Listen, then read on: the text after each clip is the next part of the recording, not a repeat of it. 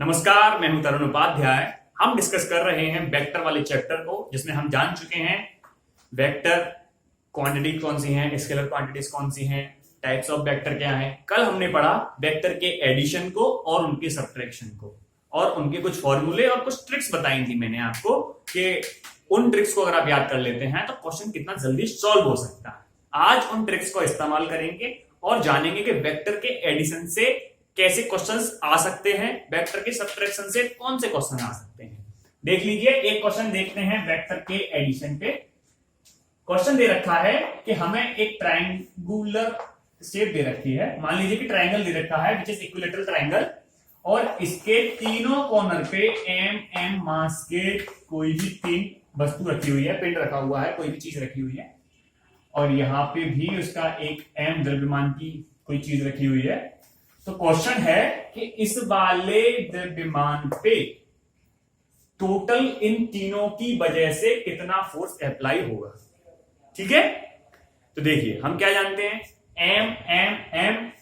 अगर मान लो दो कोई भी द्रव्यमान है एम एम, यानी कोई भी दो मास है एम एम, जिनके बीच की दूरी आर है, तो इन दोनों के बीच में लगने वाला फोर्स होगा फोर्स ऑफ अट्रैक्शन, जिसे हम ग्रेविटेशनल अट्रैक्शन फोर्स कहते हैं। ये हमेशा ही नेचर में कैसा होता है, अट्रैक्शन फोर्स। ठीक है, इसका फॉर्मूला भी लिख देता हूं मैं, F equal to G m1 m2 upon R square. यहां मैंने mm इसलिए लिखा है कि ये वाला m और ये वाला m सेम है। ठीक है, अब देखिए, पहले मान लो हमें इन दोनों के बीच में फोर्स ऑफ अट्रैक्शन निकालना है, तो फोर्स ऑफ अट्रैक्शन इसका इस तरफ लगेगा। ठीक है, इसे यहां लिख देते हैं, ये रहा F। ठीक है, इसके और इसके बीच में इस तरफ लगेगा, इसे लिख देते हैं इस तरफ F। बराबर इसलिए है क्योंकि सबके लिए फॉर्मूला यही इस्तेमाल होगा। ठीक है, डिस्टेंस बराबर होती है L अपॉन रूट 3, आपको पता ही होगा, यहां से यहां तक की डिस्टेंस L अपॉन रूट 3 होती है। इसके लिए भी L अपॉन रूट 3, इसके लिए भी L अपॉन रूट 3, तो फॉर्मूला सबके लिए ठीक बराबर ही है, बार बार वही वैल्यू निकल के आएगी, इसलिए मैं FF लिख रहा हूं। ठीक है, वैल्यू अगर अलग अलग आती तो हम F1 F2 F3 लिखते। ठीक है, अच्छा, इसके और इसके बीच में लगने वाला फोर्स ऑफ अट्रैक्शन इस तरफ होगा, उसे हम इस तरफ कर देते हैं। तो एक्चुअली में हमें ये वाला डायग्राम सॉल्व करना है।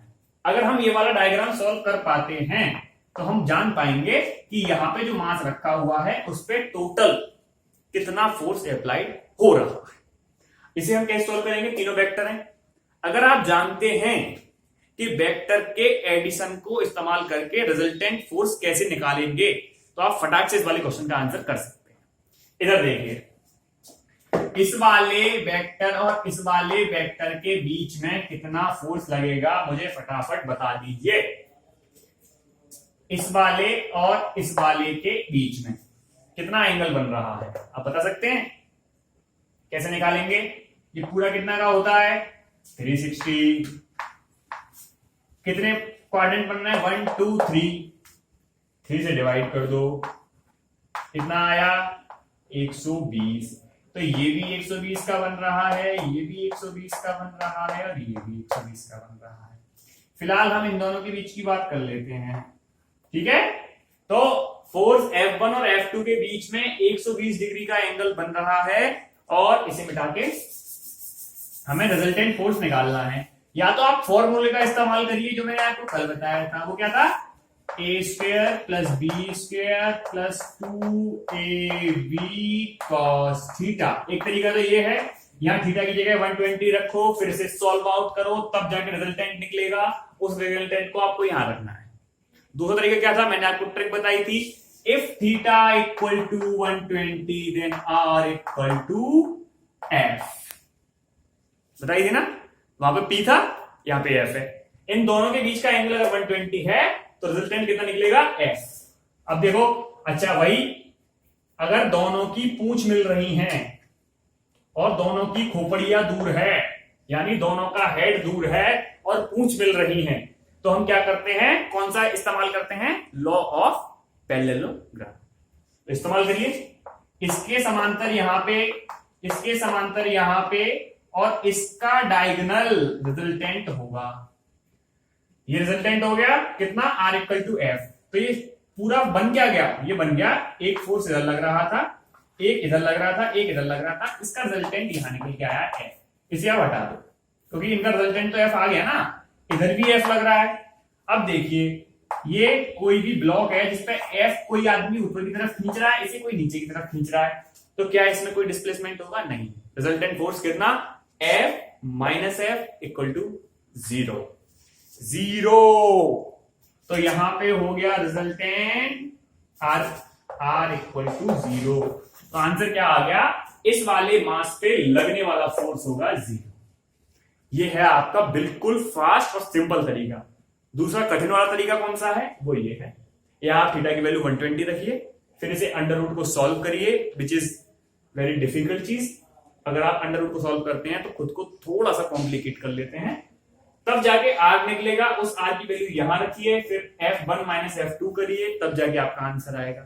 दूसरी चीज क्या है? अगर हम वेक्टर जानते हैं, एंगल जानते हैं, पैरेललोग्राम लॉ का इस्तेमाल करना जानते हैं, फटाफट से आप करिए, आर निकाल लीजिए, 0 आएगा, लिख दीजिए आंसर। ये वाला क्वेश्चन आपकी समझ में आया कि नहीं?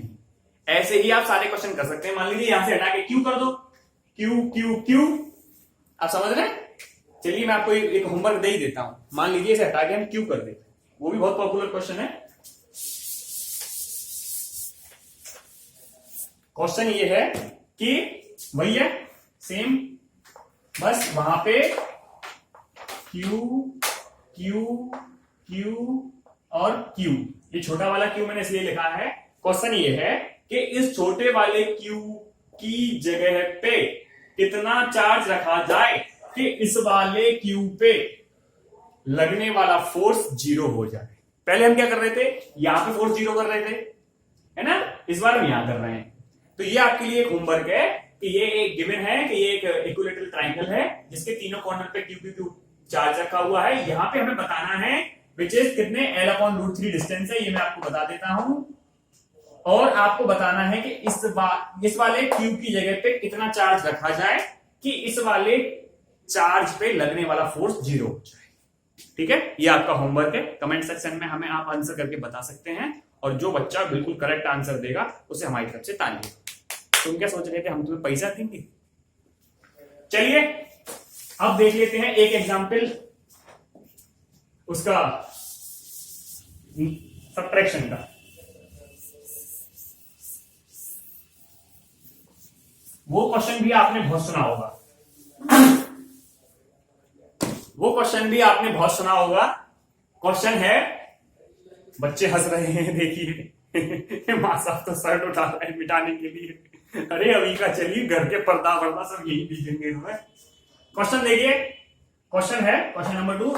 इससे पहले वाले क्वेश्चन में हमने लॉ ऑफ एडिशन इस्तेमाल किया है, इसमें हम करेंगे लॉ ऑफ सब्ट्रैक्शन। ठीक है, क्वेश्चन है कि कोई हमारे पास एक अंकल जी हैं, तुम्हारे पड़ोसी हैं, वो एक सर्कुलर पाथ पे साइकिल चला रहे हैं।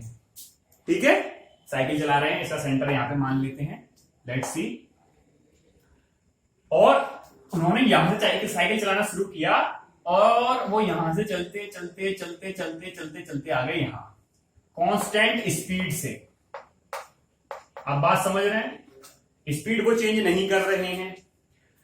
तो क्वेश्चन पूछ रहा है कि यदि उन्होंने 60 डिग्री एंगल जो है, ये यहां पे 60 डिग्री हो गया, यदि उन्होंने 60 डिग्री एंगल कवर कर लिया है तो आप बताइए उनकी चेंज इन वेलोसिटी क्या होगी।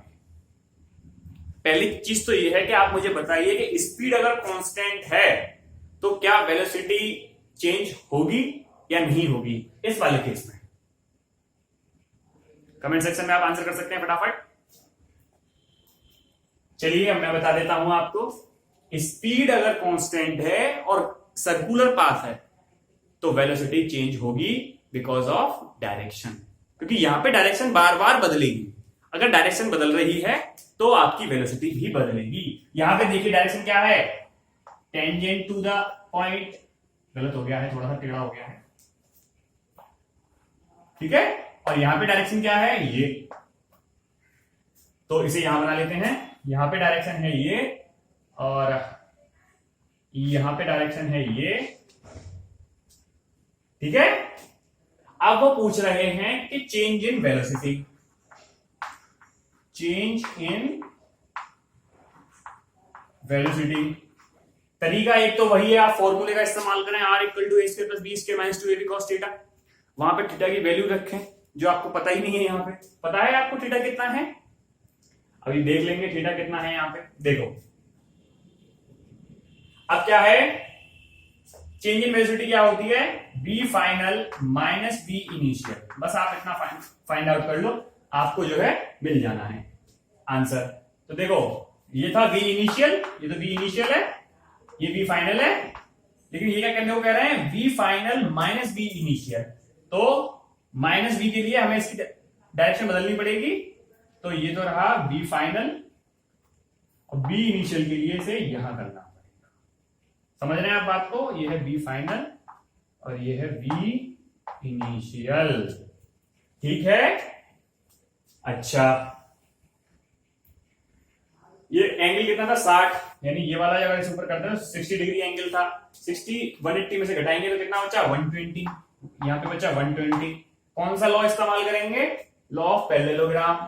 इसके पैरेलल यहां पे खींचेंगे डॉट डॉट डॉट, इसके पैरेलल यहां से खींचेंगे डॉट डॉट डॉट, यहां से जो डायगोनल आएगा वो इसका रिजल्टेंट होगा।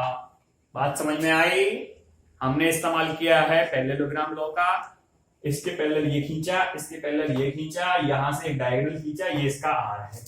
आर बराबर क्या आ गया, v initial sorry v final minus v initial, ये आपका आंसर आ गया, ठीक है। चेंज इन वेलोसिटी पूछ रहे हैं, ये इसकी चेंज इन वेलोसिटी आ गई। अगर आपको स्पीड दे रखी है कोई भी, वो आप लिख दीजिएगा, आपका यहां पे आंसर हो जाएगा, ठीक है। तो ये हो गया आपका आंसर, ये आ गया रिजल्टेंट। रिजल्टेंट की डायरेक्शन किस तरफ आ रही है, टुवर्ड द सेंटर। समझ में आ गई बात। तो ये है एग्जांपल ऑफ सब्ट्रैक्शन, वो हमने देखा था एग्जांपल ऑफ एडिशन, और ये हमने देखा एग्जांपल ऑफ सब्ट्रैक्शन। अगर आपका अभी भी कोई क्वेश्चन है तो आप कमेंट सेक्शन में मुझसे पूछ सकते हैं, या मेरी ईमेल आईडी पे क्वेश्चन को भेज सकते हैं, ठीक है। मैं आपके साथ हूं, मैं तरुण उपाध्याय। अगर आपको कुछ भी प्रॉब्लम है तो आप मुझसे कभी भी कांटेक्ट कर सकते हैं। अगली वीडियो क्वेश्चनों पे ही हम बनाएंगे, कुछ और क्वेश्चन लेके आऊंगा वेक्टर्स के। तब तक के लिए आप इन्हीं क्वेश्चंस की प्रैक्टिस करते रहिए और अपने सिलेक्शन को पक्का कर लीजिए, ठीक है। मिलते हैं अगली वीडियो में, तब तक के लिए गुड बाय।